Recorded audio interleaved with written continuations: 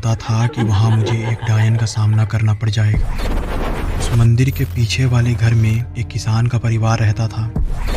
उस दूसरे किसान ने इसकी पत्नी के बारे में ये बोल दिया कि उसके पत्नी के कमर पर जो तिल है वो बदचलन और सबके साथ सोने वाली कह कर मारा। और उसने वो काम किया जिससे लोग आज भी याद करते हैं तो उनकी रूह कांप जाती है।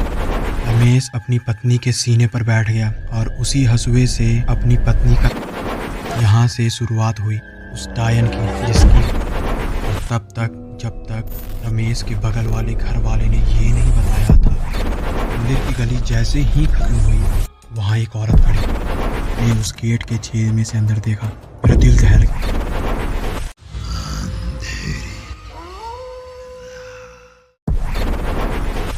मेरा नाम राहुल है। मैं बड़े दिन बाद अपने नानी के घर गया था, पर मुझे नहीं पता था कि वहाँ मुझे एक डायन का सामना करना पड़ जाएगा। गर्मी की छुट्टी हुई थी, तब मैं 7वीं क्लास में था और मुझे छुट्टी में नानी के पास जाना था, क्योंकि नानी मुझे बहुत सारी कहानियाँ सुनाया करती थी। उन्होंने कई सारी कहानियाँ सुनाई थी, पर सबसे डरावनी थी एक डायन की कहानी, जो कि उन्हीं के गांव की थी। उस कहानी को सुनने में मुझे बहुत मजा आता था और उतना ही डर लगता था। मैं जिद करके नानी के घर पहुंच गया। मैंने जैसे ही नानी को देखा मैं खुशी से पागल हो गया और रात होते ही मैं उनके पास जाकर बैठ गया और वही डायन की कहानी सुनाने को बोला। उन्होंने मुझे अपने गोद में सुलाया और कहानी सुनाना शुरू किया। राहुल, तुमने वो मंदिर देखा है जो गांव के किनारे है? मैंने बोला हाँ, देखा है। तब उन्होंने अपनी कहानी में ये बताया कि एक बार की बात है, उस मंदिर के पीछे वाले घर में एक किसान का परिवार रहता था और उस परिवार में एक पति, पत्नी और उसके 2 बच्चे थे। उसकी उम्र ज्यादा नहीं थी। बेटी की उम्र 10 साल थी और बेटे की 7। एक बार की बात है, रमेश अपने खेत में काम कर रहा था और साथ में ही उसके साथ बगल के खेत में एक और किसान काम कर रहा था। दोनों हंसी मजाक कर रहे थे। तभी हंसी मजाक में उस दूसरे किसान ने इसकी पत्नी के बारे में ये बोल दिया कि उसके पत्नी के कमर पर जो तिल है वो बहुत सुंदर है। और उसने तो मजाक लिया था, पर इसको ये सुनकर गुस्सा आ गया और रमेश ने उससे झगड़ा कर लिया। रमेश को लगा कि उसकी पत्नी का इसके साथ कोई चक्कर है, क्योंकि उसकी पत्नी की कमर पर सच में तिल था, पर ये एक इत्तेफाक था। रमेश को बहुत गुस्सा आया और गुस्से में वो घर आया और आकर अपनी पत्नी पर चिल्लाने लगा। उसके बच्चे भी वहीं थे। उसके सामने उसको तरह तरह की गालियां देने लगा और उसको बदचलन और सबके साथ सोने वाली कह कर मारने लगा। उसके बच्चे बैठ कर रो रहे थे। 1 से 2 घंटे तक उसे मार पीट कर गुस्से में ही बाहर चला गया। फिर वो आया रात के 1 बजे नशे में और उसने वो काम किया जिससे लोग आज भी याद करते हैं तो उनकी रूह कांप जाती है। रमेश नशे में था और उसके बच्चे सो रहे थे और पत्नी कोने में बैठी हुई थी। वो उसके पास गया और रमेश ने उसको उठाकर पूछा, सच बताना, किसके किसके साथ सोई है तू?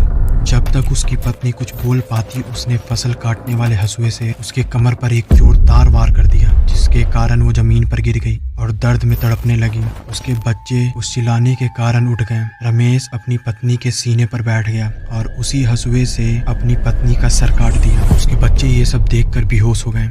रमेश ने सबको मार डाला, यहाँ तक अपने बच्चों को भी। पर ये सब करने के बाद वो नहीं रुका। उसने उन तीनों के साथ पूरे घर को जला दिया। अब पूरे गांव में हल्ला हो गया। पुलिस भी आ गई, पर रमेश कहीं भागा नहीं।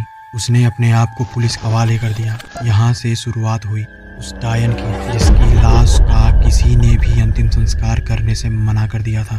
तो सभी गांव वाले ने मिलकर उसी घर में उसके बच्चे समेत दफना दिया उसको। 2 से 3 महीने के अंदर ही सभी गांव वाले उस घटना को भूल गए और अपने अपने काम में लग गए।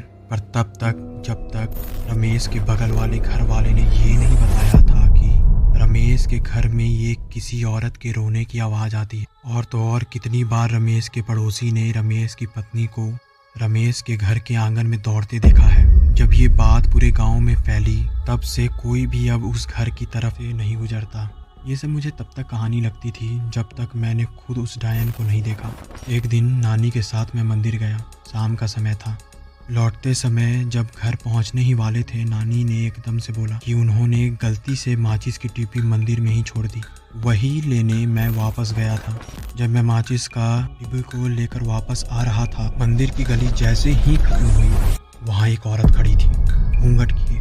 पर अचानक सामने आने के कारण मैंने उसको धक्का दे दिया, पर वो औरत एक कदम भी नहीं हिली। मैं जल्दी में था तो मैंने उतना गौर नहीं किया, पर घर आकर मुझे उस पे शक हुआ, क्योंकि उसका पहनावा तो मुझे याद था पर उसका चेहरा नहीं। कैसे याद रहता। उसका चेहरा पूरा काला हो रखा था, जैसे जला हुआ हो।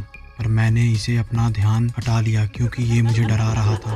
3 दिन बाद नानी ने मुझे दूध लाने को बोला। अक्सर मामा दूध लाने जाया करते थे क्योंकि जहाँ से दूध आता था वो रास्ता वही डायन के घर से होकर जाता था। और उस दिन मामा किसी काम से मार्केट गए हुए थे, पर उस समय सुबह थी इसलिए उतना डर नहीं लगा था। तो मैं गया। जाते समय जैसे ही उस भूतिया घर के दरवाजे के पास से गुजरा, मुझे ऐसा लगा जैसे उस घर के गेट में से, जिसमें कुछ छोटे छोटे छेद थे, उन्हीं छेदों में से मुझे कोई देख रहा हो। पर मैंने उस पर गौर नहीं दिया और आगे बढ़ गया। पर लौटते समय मेरे साथ कुछ ऐसा हुआ जो आज तक मुझे डरा देता है। लौटते समय जैसे ही उसी गेट के पास पहुंचा, उस घर में से एक आवाज़ आ रही थी जैसे कोई चिल्लाता हुआ दौड़ रहा हो। उस समय दिन था तो मुझ में भी हिम्मत थी, तो मैंने उस गेट के छेद में से अंदर देखा। मेरा दिल दहल गया। मैंने देखा कि अंदर से एक औरत चली हुई उस घर के आंगन में से मुझे ही देख रही है और हंस रही है।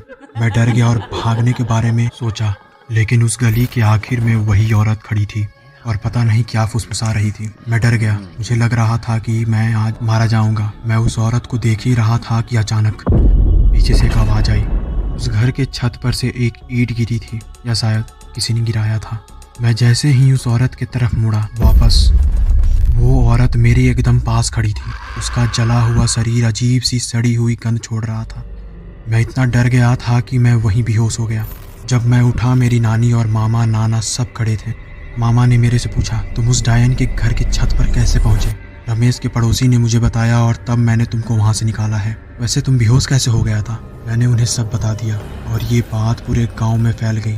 फिर पूरे गांव ने मिलकर उस घर में पूजा करवाई, पर उसका कोई फायदा नहीं हुआ और आज तक वो डायन वहीं उसी घर में है। और कितने गांव वालों के लाश उस घर से निकले, जले हुए, और कितनों के कटे हुए। अब तक उस रास्ते को उन्होंने बंद करवा दिया था। पर क्या इससे वो डायन शांत हो जाएगी? मुझे तो नहीं लगता। और कैसी लगी आपको सच्ची कहानी? कमेंट में ज़रूर बताइएगा। तब तक मैं चलता हूँ एक और सच्ची डरावनी कहानी ढूंढने।